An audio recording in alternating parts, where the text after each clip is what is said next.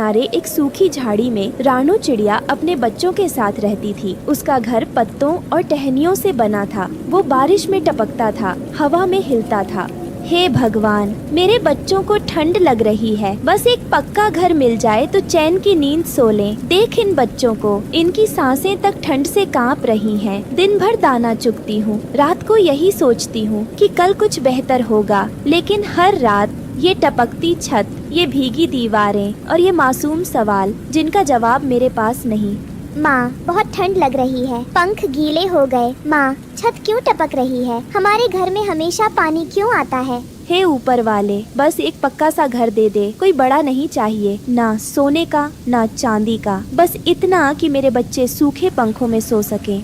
कालू कौवा और गोरी कौवी ऊंचे पेड़ों पर रहते थे, पक्के घोंसलों में। रानो को नीचा दिखाने का कोई मौका नहीं छोड़ते थे। हाय राम, रानो का घर तो जैसे कोई झोपड़ी हो। इसमें बच्चे कैसे रहते हैं? हाय राम, देखो तो सही, रानो का घर या कूड़े का ढेर, उसमें ना छत है ना दीवार। ऐसे में बच्चों को पालती है। कमाल है सच में। कभी कभी तो लगता है उसके बच्चे कहीं उड़ते हुए गिर ही ना जाएं उस झोंपड़ी से।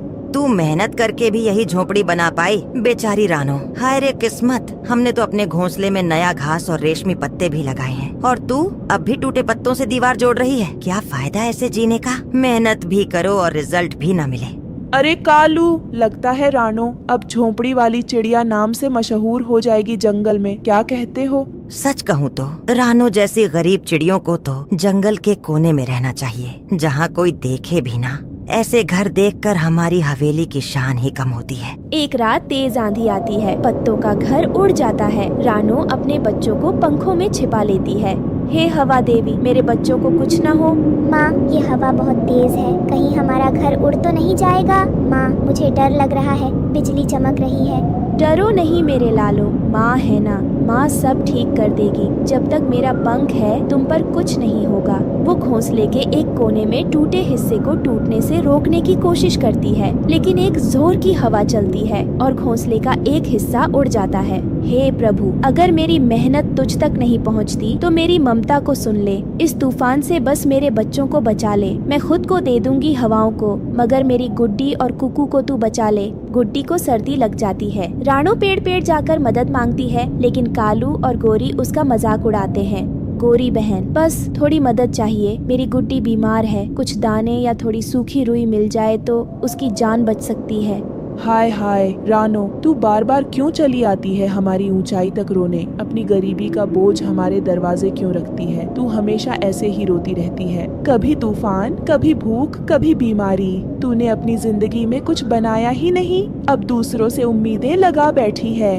मैं जानती हूँ मैं गरीब हूँ, पर मेरी गुड्डी की सांसें चल रही हैं मुश्किल से। बस एक मौका दे दो भगवान के लिए। ओ रानो, तू तो जंगल की भीख मांगने वाली बन गई है। क्या हुआ तुझे? मेहनत करके क्या मिला? झोंपड़ी, बीमार बच्ची। हमने तो कभी किसी के आगे हाथ नहीं फैलाए। और देखो हमारा घोंसला मजबूत, ऊंचा और भरा पूरा। गौरी, इसे कुछ मत देना, आदत बिगड़ जाएगी, फिर रोज ही लेने आ जाएगी। चल भाग रानो, यहाँ ना कोई दवाखाना है ना चैरिटी घर। अपने जैसे गरीबों से ही मदद मांग, ऊंचों के घरों में तुझे कोई जगह नहीं। रानो चिड़िया कुकू और अपनी बीमार बच्ची गुड्डी को पत्तों से लपेटे और आंखों में आंसू, टूटी उम्मीदों के साथ एक सुनसान पेड़ के नीचे बैठी थी। उसके पास न दाना है, न दवा और न ही कोई हमदर्द। शायद अब मेरी गुड्डी नहीं बचेगी। मैंने सब किया, सब मांगा, किसी ने नहीं सुनी मेरी आवाज। हे भगवान, अगर अब भी तू मुझे देख रहा है तो इस माँ की आखिरी पुकार सुन ले, मेरी बच्ची को बचा ले। और अगर मेरा प्यार सच्चा है तो कोई चमत्कार कर दे। तभी हवा एकदम शांत हो जाती है। आसमान में बादल धीरे धीरे हटते हैं। सूखे पेड़ की खोखल में एक बूढ़ी तोती बाहर आती है।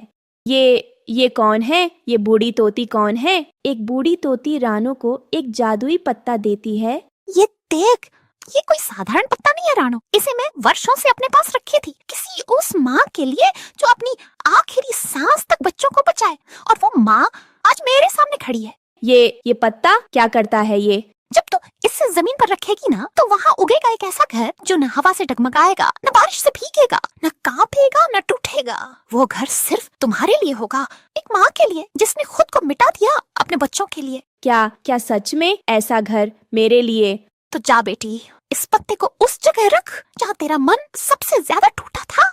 वहीं से बनेगा तेरा नया संसार। तोती धीरे धीरे गायब हो जाती है, जैसे कोई रहस्यमयी आत्मा हवा में मिल गई हो। रानो का सुंदर पक्का घर बन जाता है। कालू और गोरी जलने लगते हैं। हाय राम, ये क्या? राणो का ये घर कैसे बन गया? इतना सुंदर, इतना पक्का, ये तो हमारे घर से भी सुंदर लग रहा है। ये मुमकिन नहीं। एक झोपड़ी वाली रानो और ये महल जैसा घर, कौन देता है ऐसे तोहफे एक गरीब को? जरूर कोई चाल है इसमें। वो तोती, वही बूढ़ी पगली कुछ दे गई होगी। लेकिन हम क्यों पीछे रहे? हम भी चलो, देखते हैं अंदर क्या है। हमें भी तो देखना है सच्चे दिल का घर कैसा होता है। कालू और गोरी घर में घुसते हैं, पर घर उनका दिल पहचान लेता है और उन्हें बाहर फेंक देता है। कालू के पंख झड़ जाते हैं, गोरी को चोट लगती है। रानो फिर भी उन्हें पानी देती है और मलहम लगाती है। जिसे खुद तकलीफ मिली हो वो किसी और को तकलीफ नहीं देना चाहता। हमें माफ कर दो रानो बहन। इस कहानी से हमें सीख मिलती है कि सच्चे दिल और मेहनत से बना घर सबसे मजबूत होता है और इंसान की पहचान उसके घर से नहीं, उसके दिल से होती है। रानो चिड़िया आज बहुत ज्यादा खुश थी। वह खुश होकर गुनगुना रही थी, क्या सुंदर मौसम है, फूलों की खुशबू कितनी ज्यादा अच्छी लग रही है। वहीं दूसरी तरफ गोरी कौवी रानो चिड़िया की सुंदरता से बहुत ज्यादा जलती थी। गोरी कौवी खुद को शीशे में निहारती है और अपने आप से ही बातें करने लगती है। आज मैंने कितना सुंदर मेकअप किया है, आज तो मैं रानो चिड़िया से भी सुंदर लग रही हूँ। और फिर मेकअप कर गौरी कौवी नदी के पास चली जाती है। वहाँ पर मिट्ठू तोता बैठा हुआ था। मोटी चोंच वाले तोते, देख मैं कितनी ज्यादा सुंदर लग रही हूँ। अब बता, क्या अब भी रानो चिड़िया मुझसे ज्यादा सुंदर है? अरे गोरी, जंगल के सब पक्षी जानते हैं कि रानो चिड़िया जंगल की सबसे सुंदर चिड़िया है। तुम कुछ भी कर लो, रानो चिड़िया की सुंदरता का कभी मुकाबला नहीं कर सकती हो। चुप कर जा मोटी चोंच वाले तोते, तू देखना एक दिन में उस रानो चिड़िया से भी ज्यादा सुंदर बनकर दिखाऊंगी और पूरे जंगल के पक्षी बस मेरी ही तारीफ करेंगे। और फिर गोरी कौवी गुस्से में वहाँ से चली जाती है। गोरी कौवी एक गुफा में चील बाबा के पास जाती है। चील बाबा, मैं तो उस रानो चिड़िया से ज्यादा सुंदर बनना चाहती हूँ। कोई ऐसा उपाय बताओ जिससे मैं उस चिड़िया से भी ज्यादा सुंदर दिख सकूं। जब तक ये जादुई आईना तुम्हें सुंदर नहीं कह देता, तब तक तुम रानो चिड़िया से ज्यादा सुंदर नहीं बन सकती। और ये जादुई आईना तुम्हें जब ही सुंदर कहेगा जब तुम उस चिड़िया को खत्म कर दोगी। बाबा जी, मैं तो सुंदर बनने के लिए कुछ भी कर सकती हूँ, आप ये जादुई आईना मुझे दे दें। गोरी कौवी वहाँ से जादुई आईना लेकर वहाँ से चली जाती है और फिर अपने घर जाकर वह उस शीशे से पूछती है, जादुई आईने बता, इस जंगल में सबसे ज्यादा सुंदर कौन है? और फिर उस शीशे में से एक जादुई रोशनी निकलती है। फिर शीशा बोलने लगता है, रानो चिड़िया जंगल की सबसे ज्यादा सुंदर चिड़िया रानो चिड़िया है। तो फिर मारना होगा, मुझे उस रानो चिड़िया को मारना ही होगा। गोरी कौवी उड़ जाती है और रानो चिड़िया के पास चली जाती है। रानो चिड़िया झरने के पास बैठी हुई फूल तोड़ रही थी। गोरी कौवी उसके पास आती है और उससे कहती है, चिड़िया बहुत बुरा हुआ चिड़िया, वो कबूतर पुराने कुएं में गिर गया। जल्दी चलो चिड़िया, हमें उसकी मदद करनी होगी। क्या ये सब कैसे हो गया? गोरी बहन आप रुके, मैं घर से रस्सी लेकर आती हूँ। रानो चिड़िया, उसकी कोई जरूरत नहीं है, तुम चलो, मेरे पास रस्सी है, तुम बस जल्दी चलो। और फिर रानो चिड़िया गोरी कौवी के साथ चली जाती है। गोरी बहन कहाँ है कबूतर? रानो, जरा किनारे पर जाकर झाँक कर देखो, वही बेचारा कुएं के अंदर ही बेहोश पड़ा है वो। और फिर रानो चिड़िया कुएं के किनारे पर जाती है। तभी गोरी कौवी मौका देखकर उसे पीछे से धक्का दे देती है और रानो चिड़िया कुएं में गिर जाती है। बचाओ, मुझे कोई बचाओ। आई बड़ी छोटी चिड़िया, अब मुझे जंगल में सबसे ज्यादा सुंदर बनने से कोई नहीं रोक सकता।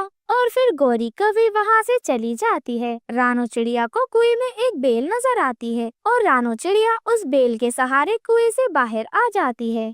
हद होती है मजाक की, आज तो उस दुष्ट कवि ने मेरी जान ही ले ली थी। वहीं दूसरी तरफ गोरी कौवी उस आईने से फिर से सवाल करती है, जादुई आईने, जल्दी बता, अब मुझसे ज्यादा सुंदर इस जंगल में कौन है? रानो चिड़िया, जब तक वो जिंदा है जंगल में सबसे ज्यादा सुंदर चिड़िया रानो चिड़िया ही है। क्या इसका मतलब वो अभी तक मरी नहीं, अभी तक जिंदा है? मैं तो उसे मार कर आई हूँ, लेकिन मैं भी हार नहीं मानूंगी, मैं उसकी जान लेकर ही मानूंगी। और फिर अगले दिन गौरी कवि इंसानों की बस्ती की ओर जाती है। वह किसान की पत्नी के पास जाती है और उससे कहती है, माँ जी मुझे जंगल के पक्षियों में खीर बांटना है। उसके लिए मुझे थोड़ा सा दूध की जरूरत है। कृपया आप मुझे थोड़ा सा दूध दे दें माँ जी। अरे वाह गौरी, तुम तो बहुत अच्छा काम करने जा रही हो। मैं इस काम में तुम्हारी जरूर मदद करूंगी। और फिर किसान की पत्नी गौरी कवि को बाल्टी भरकर दूध दे देती है। दूध लेकर गौरी कवि घर पर आ जाती है और खीर बनाती है। मैं इस खीर में जहर मिलाकर उस चिड़िया को खिला दूंगी और फिर चिड़िया मर जाएगी और फिर मुझे जंगल की सबसे सुंदर कवि बनने से कोई नहीं रोक सकता। और फिर वह दुष्ट कवि उस खीर में जहर मिला देती है और सीधे उस खीर को लेकर रानो चिड़िया के पास चली जाती है। गौरी कवि को देखकर रानो चिड़िया को बहुत गुस्सा आ जाता है। गौरी तुम जाओ यहाँ से, तुम बहुत ज्यादा बुरी हो। उस दिन तुमने मुझे कुएं में धक्का दे दिया था। चिड़िया मैं तो मजाक कर रही थी। तुम्हें तो पता है ना चिड़िया, मुझे मजाक करना कितना ज्यादा अच्छा लगता है। तुम मुझसे गुस्सा ना हो। चिड़िया देखो, मैं तुम्हारे लिए मीठी मीठी खीर बना कर लाई हूँ। चलो अब तुम जल्दी जल्दी ये मीठी मीठी खीर खा लो और गुस्सा खत्म कर दो। गौरी मैंने अभी अभी दाना खाया है, मैं ये खीर बाद में खा लूंगी। ठीक है चिड़िया, मगर खा लेना, मैंने बहुत प्यार से बनाई है ये खीर तुम्हारे लिए। हाँ गौरी ठीक है, मैं थोड़ी देर बाद खा लूंगी। अभी मैं नदी से पानी पीने जा रही हूँ। पानी पीकर जब आऊंगी तो उसके बाद मैं ये खीर खा लूंगी। और फिर रानो चिड़िया नदी पर चली जाती है और नदी से जी भरकर पानी पीती है। जब रानो चिड़िया नदी से पानी पीकर घर वापस आती है तो वह देखती है कि खीर के पास एक मोटा सा चूहा मरा पड़ा था। हे भगवान, खीर खाने के बाद ये छोटा सा चूहा तो मर गया है। इसका मतलब गौरी कवि ने इस खीर में जहर मिलाया था। और फिर रानो चिड़िया उस खीर को बाहर फेंक देती है। वहीं दूसरी तरफ गौरी कवि सोचती है, अब तक तो वो चिड़िया मर चुकी होगी। जादुई आईने जल्दी से बता कि अब जंगल में सबसे ज्यादा सुंदर कौन है। रानो चिड़िया, जब तक रानो चिड़िया जिंदा है जंगल की सबसे ज्यादा खूबसूरत पक्षी रानो चिड़िया ही है।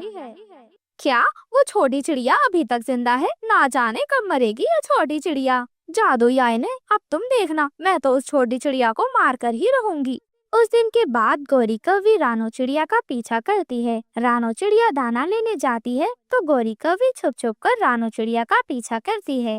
मैं भी तो देखूं तुम क्या क्या खाती हो, ताकि तुम्हें मारना मेरे लिए आसान हो जाए। दाना तो मैंने खा लिया, अब एक काम करती हूँ, जाकर मीठे मीठे सेब खाती हूँ। रानो चिड़िया वहाँ से उड़ती है और घने जंगल में चली जाती है। और फिर गौरी कवि भी रानो चिड़िया के पीछे पीछे घने जंगल की ओर चली जाती है। उस घने जंगल में एक पेड़ था जिस पर मीठे मीठे सेब लगे हुए थे। रानो चिड़िया उस पेड़ से सेब तोड़कर खाने लगती है। इसका मतलब ये चिड़िया दाना खाने के बाद इस पेड़ से सेब खाती है। अब तो ये चिड़िया मरेगी, जरूर मेरे हाथों से ही मरेगी। और फिर गौरी कवि एक दिन जहर लेकर जाती है और उन सभी फलों पर जहर लगा देती है।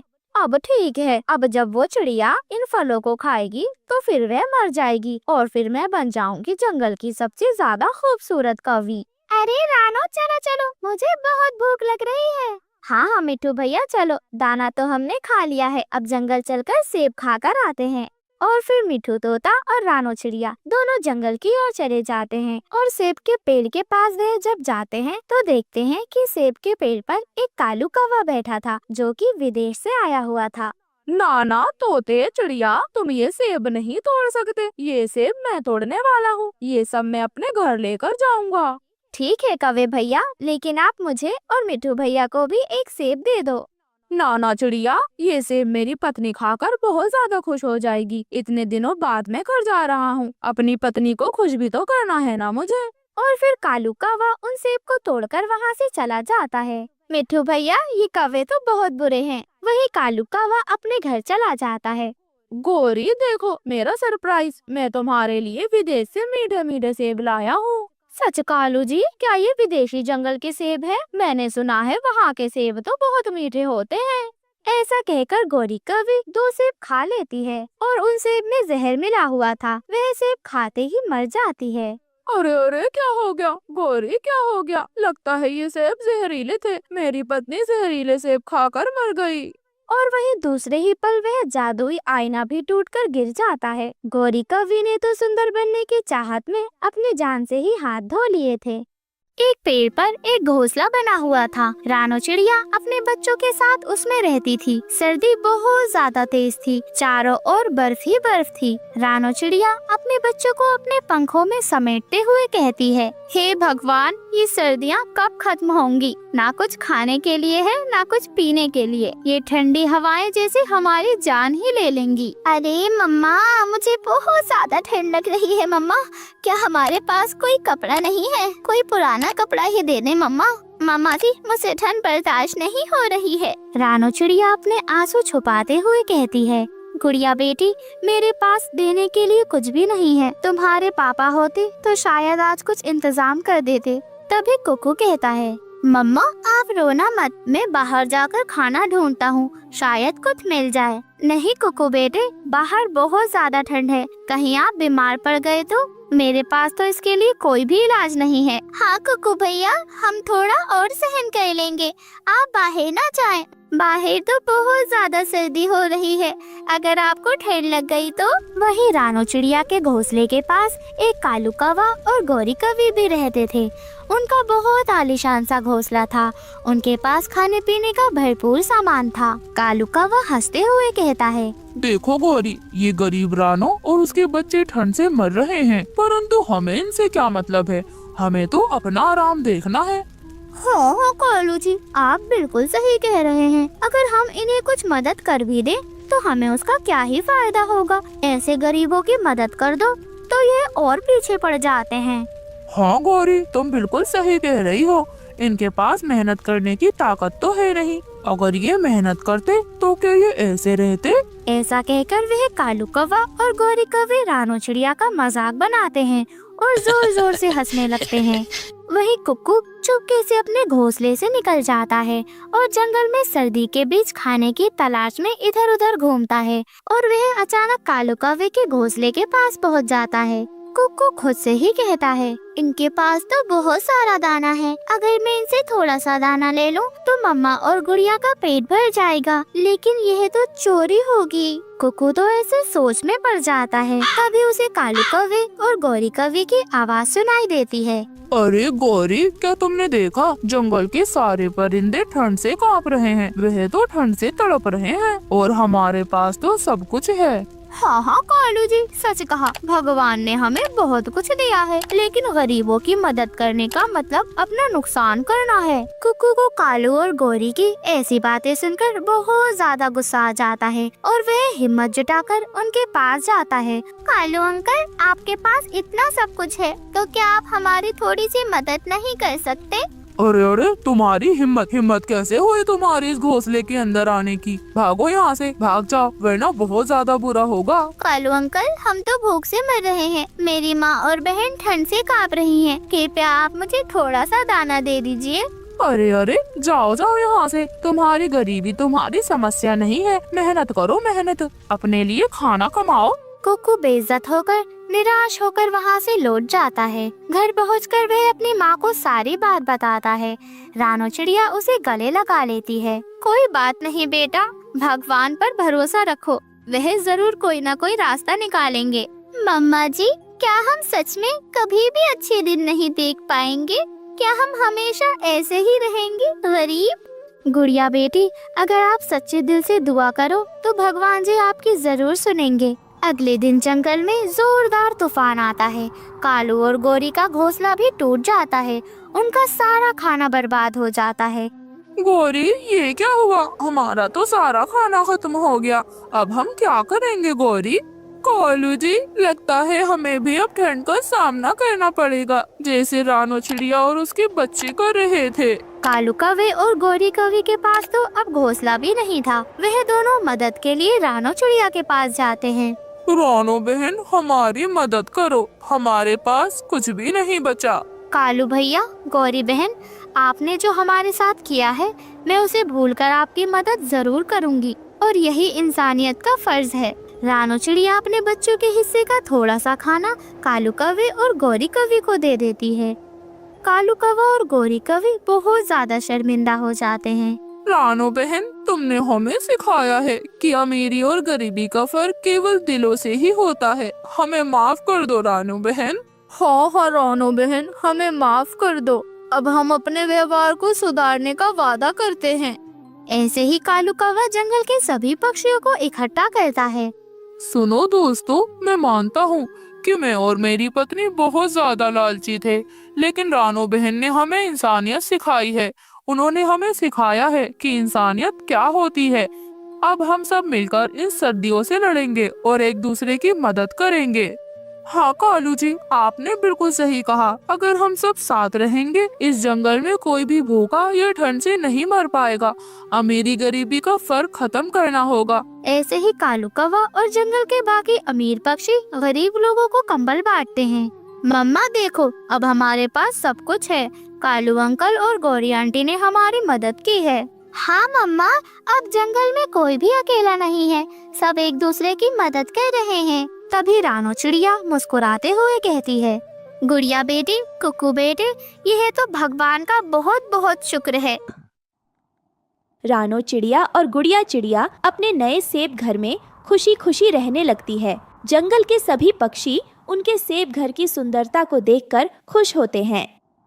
ये कहानी हमें सिखाती है कि मेहनत, अच्छाई और सच्चाई से हर मुश्किल को पार किया जा सकता है। जंगल में कुछ दिनों से जोरों से बारिश हो रही थी। बारिश रुकने का नाम ही नहीं ले रही थी। गुड़िया चिड़िया जंगल से घूमकर घर लौटी तो वो पूरी तरह से भीग चुकी थी। उसे देखकर उसकी माँ रानो चिड़िया उससे कहती है, बेटा तू तो पूरी तरह से भीग गई है। बेटी रुक, मैं तेरे लिए कुछ सूखा कपड़ा लाती हूँ। माँ संभल कर, अभी आपके मटका लग जाता। अरे वो अंधेरा है ना, इसीलिए दिखाई नहीं दिया। पता नहीं लाइट फिर क्यों बंद हो गई है। कौन सी नई बात है माँ? इस जंगल में जब देखो बार बार बिजली गुल हो ही जाती है। कल सुबह की गई बिजली अभी तक नहीं आई है, इसलिए मैं बोल रही हूँ कि हम कहीं और रहने चलते हैं। कब तक इस जंगल में रहेंगे? यहाँ बिजली बहुत परेशान करती है माँ, और बारिश में तो कई दिन बिजली बंद ही रहती है। हर साल बारिश के दिनों में हमें बिजली की कितनी परेशानी होती है। एक तो काम नहीं मिलता, ऊपर से हालात खराब हो रहे हैं वो अलग। नहीं बेटी, ये घर और ये जंगल छोड़कर मैं कहीं नहीं जा सकती। मैं इस जंगल में और इस घर में दुल्हन बनकर आई थी। अब तो मेरी अर्थी भी इसी जंगल से उठेगी। अगर इस जंगल बिजली नहीं है तो भी मुझे कोई फर्क नहीं पड़ता। मैं इस परेशानी को झेल लूंगी, पर अपने जंगल और घर को छोड़कर कहीं नहीं जाऊंगी। आज कह दिया तो कह दिया, ये बात अब न कहना बेटी।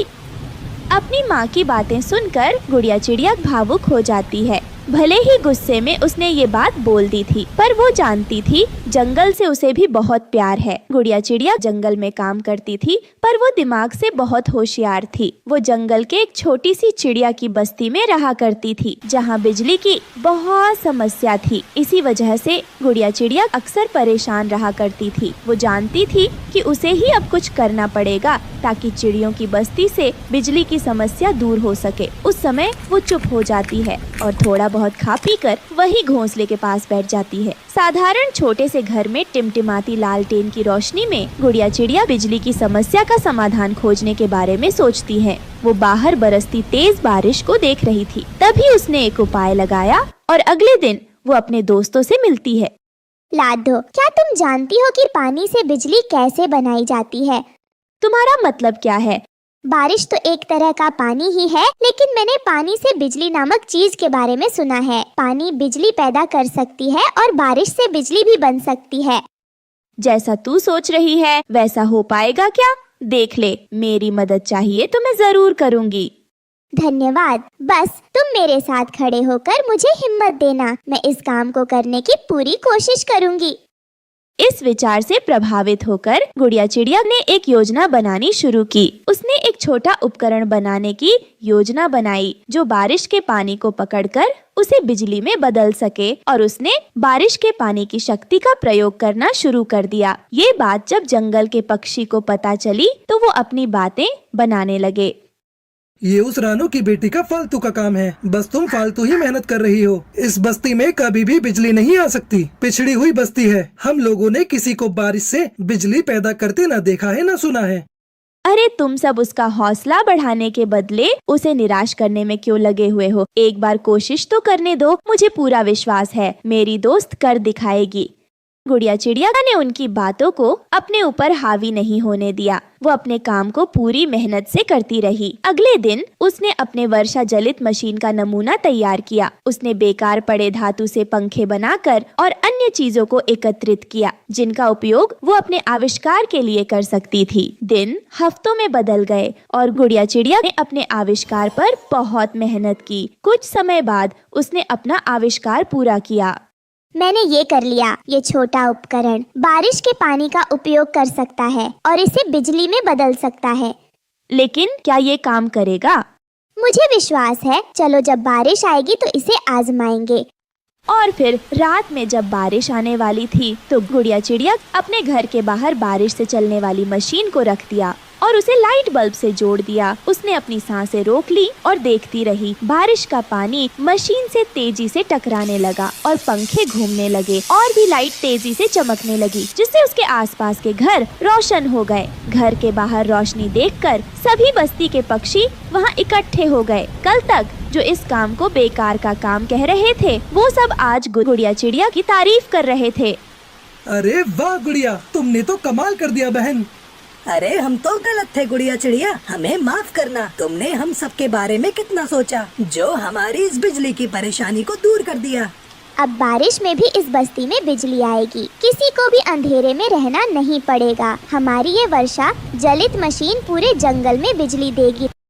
गुड़िया चिड़िया के इस आविष्कार की खबर पूरे जंगल में आग की तरह फैल गई और पास के दूसरे जंगल के पक्षी उसे देखने आने लगे। वहीं एक लालची कालू कौवा सेठ ने जब मशीन के बारे में सुना तो उसके मन में लालच आ गया। उसने सोचा कि बस्ती के पक्षी तो गरीब है, गरीबी में आकर क्या पता वो मशीन उसे बेच दे। इसीलिए वो गुड़िया चिड़िया के पास गया और बोला, अगर तुम चाहो तो मैं तुम्हारी ये पानी से चलने वाली मशीन अच्छे दामों में खरीद सकता हूँ। मैं तुम्हें ढेर सारे पैसे दूंगा, इसे तुम मुझे बेच दो। फिर तुम आराम से इन पैसों की सहायता से नया घर और कुछ व्यापार कर सकती हो। अरे बस्ती वालों का क्या है, ये तो पहले भी थोड़ी बहुत बिजली से गुजारा कर रहे थे, तो अभी भी कर लेंगे। तुम अपना फायदा देखो।